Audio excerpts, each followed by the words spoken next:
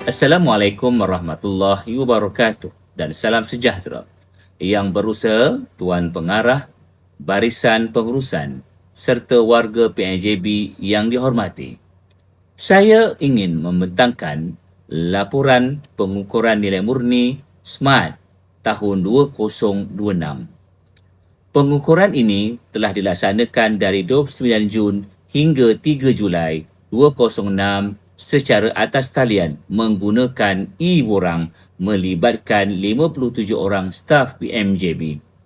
Hasil pengukuran menunjukkan pencapaian yang amat memberangsangkan.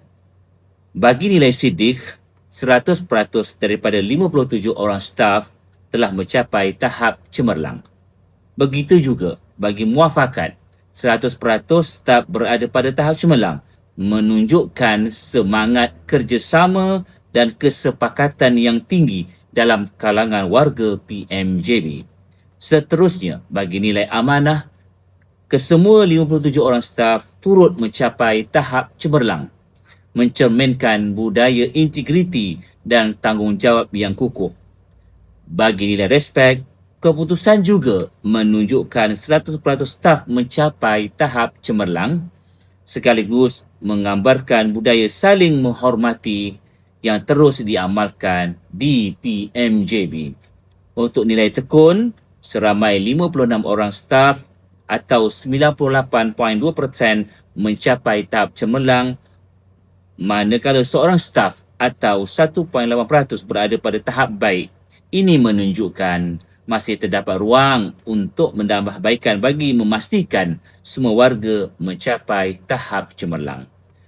Secara keseluruhannya, rumusan pengukuran ini menunjukkan bahawa kesemua 57 orang staf PMJB telah melepasi semua nilai SMART dengan 4 nilai utama iaitu sidik, muafakat, amanah dan respek, mencatatkan pencapaian 100% cemerlang. Manakala nilai tekun mencatatkan 98.2% cemerlang.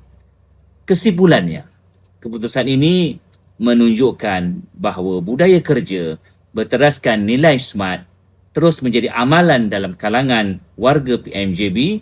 Diharapkan pencapaian ini dapat dikekalkan dan dipertingkatkan melalui usaha penambahbaikan berterusan agar PMJB terus menjadi institusi yang cemerlang dari aspek prestasi, integriti dan pengurusan berasaskan nilai. Sekian, terima kasih.